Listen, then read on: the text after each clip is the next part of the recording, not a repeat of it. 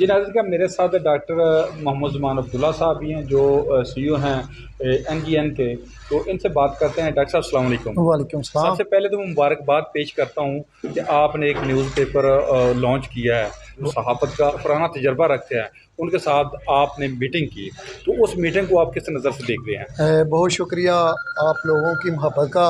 और मैं खसूसी तौर पर जनाब हमारे पास सीनियर साहबी शफ़क़त रज़ा पिंडर साहब हमारे साथ मौजूद हैं, और उसके बाद डॉक्टर साहब हैं, और माशाल्लाह आप नवीद अवैसी भट्ट साहब हमारे साथ भी मौजूद हैं। तो मैं समझता हूँ कि आप लोगों के मशावरत के बग़ैर ये काम नामुमकिन है, नामुकम्मल है, क्योंकि कोई भी बंदा अकेला कुछ नहीं कर सकता।